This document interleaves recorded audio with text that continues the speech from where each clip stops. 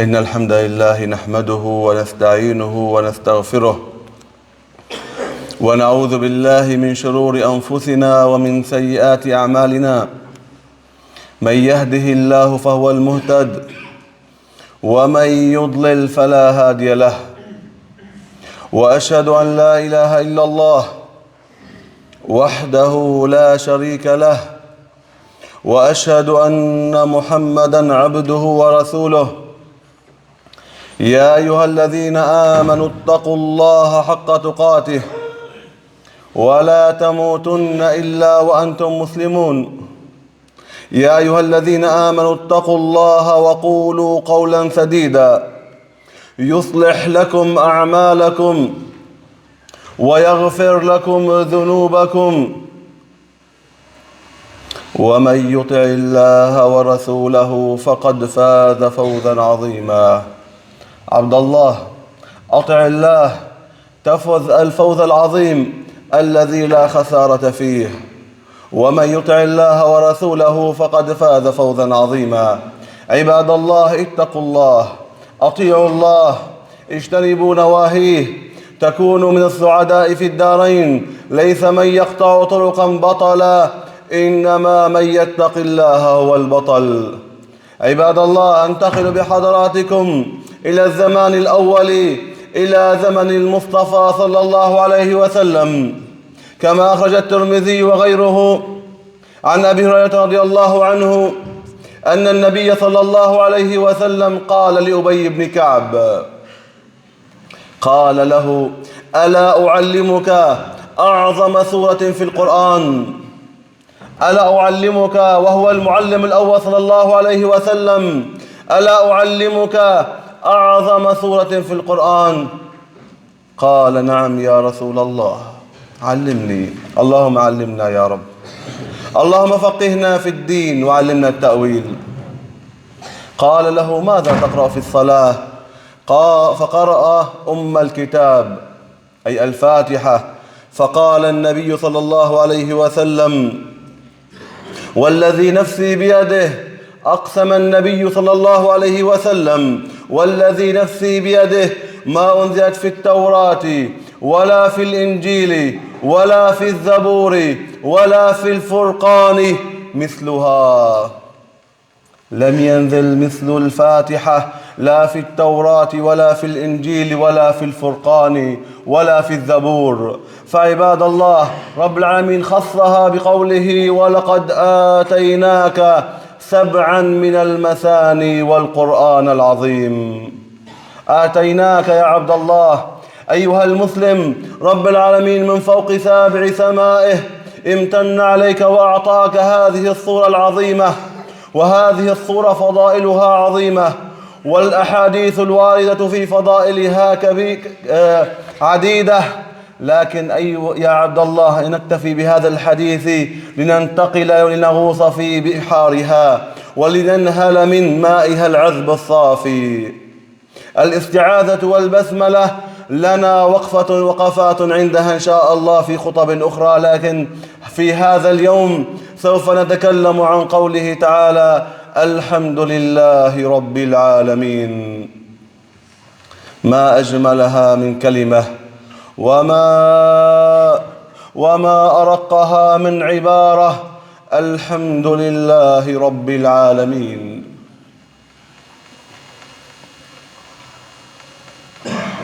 قال الله تعالى: ذرية من حملنا مع نوح إنه كان عبدا شكورا.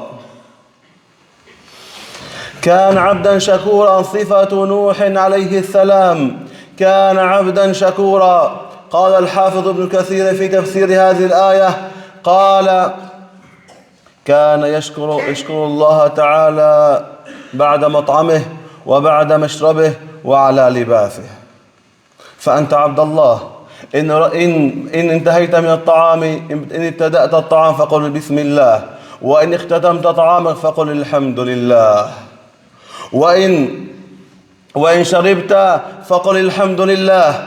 فإن الله يرضى من العبد إن أكل الأكلة أن يحمد الله، وإن شرب الشربة أن يحمده سبحانه وتعالى. فهل أنت يا عبد الله شكور تشكر الله عز وجل على هذه النعم العظيمة؟ ذكر أحد العلماء قال: دعيت ذات يوم إلى مناسبة اجتماعية، فدخلت لأسلم على الحضور، فمددت يدي إلى أحد الحضور فلم يرفع يده، فتأملت به فإذا يداه مقطوعتان، فقلت في نفسي: من الذي يطعمه؟ من الذي يسقيه؟ إن أراد أن يحك شيئا من جسمه ماذا يفعل؟ إذا أراد أن يذهب ويأتي من الذي يقوم بحاجته؟ وقل الحمد لله، احمد الله يا عبد الله على نعمه العظيمة. جاء رجل إلى يونس بن عبيد وهو من الصالحين رحمه الله تعالى، فشكى إليه الفاقة أي الفقر، شكى إلى يونس الفقر، فقال له: ألست تبصر؟ قال: نعم الحمد لله. قال: هل تبيع عيناك ب100 ألف درهم؟ 100 ألف درهم كانت تساوي بمصطلحنا الآن مليار. قال: لا. ومن يبيع عينيه؟ قال: أتبيع يديك؟ قال: سبحان الله، ومن يبيع يديه؟ قال: أتبيع قدماك ب100 ألف؟ قال: سبحان الله، ومن يبيع قدماه؟ فقال: يا مسكين، أنت تملك مئات الألوف وتشكو الفاقة. فيا عبد الله أنت تملك نعما عظيمة، وأنت غني،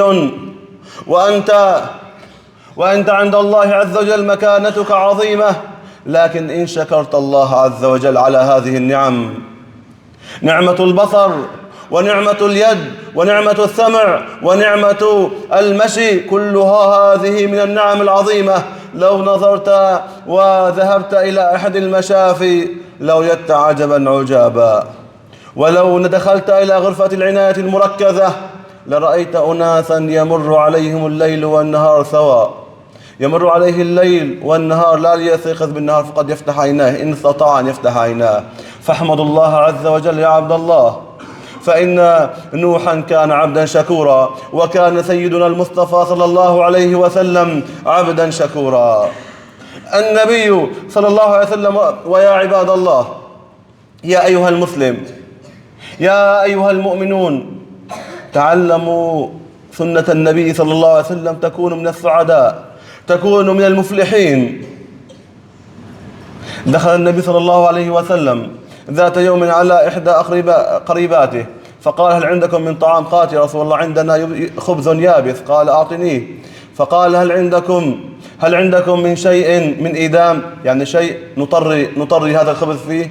قالت: يا رسول الله ما عندنا إلا خل. فأعطته هذا الخل وجعل يأكل الخبز اليابس بالخل ويقول: نعم الإيدام الخل، ويقول: الحمد لله. فمن يا عبد الله من ليس في بيته خبزا، ومن ليس في بيته أصنافا كثيرة من الطعام؟ عباد الله، النبي صلى الله عليه وسلم كان إذا استيقظ من نومه يقول: الحمد لله، الحمد لله، الحمد لله الذي أحيانا بعدما أماتنا وإليه النشور. هكذا النبي صلى الله عليه وسلم يقول. فهل أنت تحمد الله إذا استيقظت يا عبد الله؟ ويا عبد الله، بل إن النبي صلى الله عليه وسلم كان يحمد الله عز وجل حين يلبس اللباس، وكان يقول إذا لبس ثوبا جديدا: الحمد لله الذي رزقني هذا الثوب وكسانيه من غير حول مني ولا قوة. إن شاء الله نفكر حالك إذا اشتريت هذا الثوب اشتريته بجهدك وتعبك. كم من أناس يتعبون ويعملون من أجل أن يشتروا الأدوية. كم أناس يتعبون ويشقون من أجل أن يدفعوا فواتير الضخمة للمشافي. فاحمد الله عز وجل يا عبد الله. فإذا حين تستيقظ يا عبد الله قل: الحمد لله الذي أحيانا بعدما أماتنا وإليه النشور. يا عبد الله، حين تلبس ثوبا جديدا قل: الحمد لله الذي كساني هذا الثوب ورزقنيه من غير حول مني ولا قوة. بل إن النبي صلى الله عليه وسلم كان إذا قضى حاجته أعزكم الله قال الحمد لله الذي أذهب عني الأذى وعافاني في جسدي الحمد لله الذي أذهب عني الأذى وعافاني في جسدي. يا عبد الله قل هذا الدعاء. من أصيب بأمراض الجهاز الهضمي، من ابتلي بمرض البواسير يكثر من هذا الدعاء حين بعد الانتهاء من قضاء حاجته. الحمد لله الذي أذهب عنا الأذى وعافاني. فيا عبد الله كن عبد الله حامدا وكن عبد الله شاكرا، فإن الحمد هو الشكر لله على نعمه العظيمة التي لا يحصيها عدد ولا تحد بأي رقم. وإن تعدوا نعمة الله لا تحصوها. لا تستطيع أن تحصي نعمة الله يا عبد الله مهما بلغت من الدرجات العلمية في الرياضيات وفي الحساب. لن تستطيع أن تحصيها ولن تستطيع أن تعدها. واعلم يا عبد الله أن من أعظم النعم التي من الله بها علينا ومن الأمور التي ينبغي شكرها على الدوام هي نعمة الإسلام، هي نعمة لا إله إلا الله. نعمة لا إله إلا الله من أعظم النعم وأجلها وأعلاها شأنا وأعظمها مزية. لا إله إلا الله. قال سفيان الثوري رحمه الله في تفسير قوله تعالى: وأسبغ عليكم نعمه ظاهرة وباطنة، قال: ما أنعم الله عز وجل على العباد نعمة أفضل من أن عرفهم لا إله إلا الله.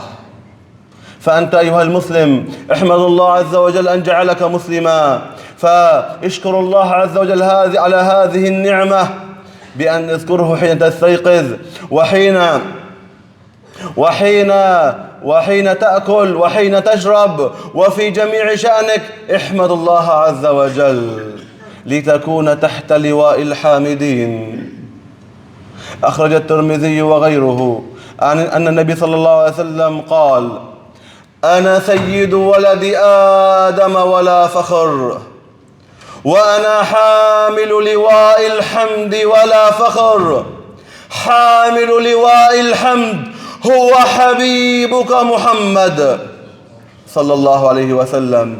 إن حمدت الله عز وجل كثيرا يا أيها المسلم سوف تكون تحت لواء المصطفى صلى الله عليه وسلم. وأنا حامل لواء الحمد ولا فخر، والنبيون وآدم تحت لواء يوم القيامة. فيا عبد الله احمد الله عز وجل، كن من الحامدين في قلبك وفي عملك. الحمد باللسان وفي القلب. قد قال النبي صلى الله عليه وسلم عن حمد اللسان: الحمد لله تملأ الميزان. تملأ الميزان هذه الكلمة الحمد لله.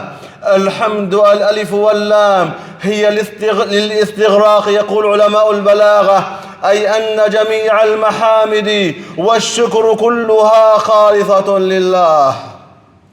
الحمد لله. ولله اللام في لله هي للاختصاص. الحمد لله أي مستحق ومختص بالله. فكان النبي صلى الله عليه وسلم يحمد الله عز وجل، وكان من قبله النبيون يحمدون الله عز وجل. فقال الله عن نوح: إنه كان عبدا شكورا. اللهم اجعلنا من الشاكرين واجعلنا من الحامدين. أقول ما تسمعون واستغفر الله لي ولكم، فيا فوز المستغفرين. استغفر الله.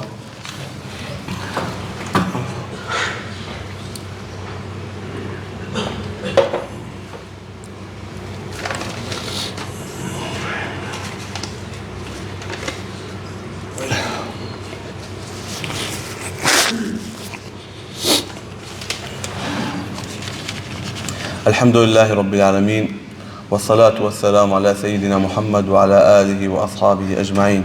عباد الله اتقوا الله وأطيعوه واجتنبوا نواهيه تكونوا من المفلحين. عباد الله، واعلموا أن حمد الله عز وجل كان النبي صلى الله عليه وسلم من دأبه أن يحمد الله على النعم ويحمده عند المصائب. ويحمده عند الشدائد. فيا عبد الله كن حامدا لله في جميع أحوالك. فقد أخرج الترمذي وغيره أن النبي صلى الله عليه وسلم قال يقول الله عز وجل لملائكته قال هل قبضتم ولد عبد المؤمن؟ الله تعالى بجلاله يخاطب ملائكته هل قبضتم ولد عبد المؤمن؟ فيقول الملائكة أي رب نعم. فيقول الله عز وجل أقبضتم ثمرة فؤاده؟ قبضتم ثمرة فؤاده؟ فيقولون نعم. فقال الله عز وجل هو أعلم وهو العليم الخبير. قال وماذا قال؟ قالوا يا رب حمدك واسترجع. قال الحمد لله إنا لله وإنا إليه راجعون. أنت يا عبد الله إذا ابتليت بمصيبة هل تقول ذلك؟ ثم على حالنا، لا نشكر الله على النعم، أو قليل منا الذي يشكر على النعم، فكيف نشكر الله على نعمة الابتلاء والاختبار؟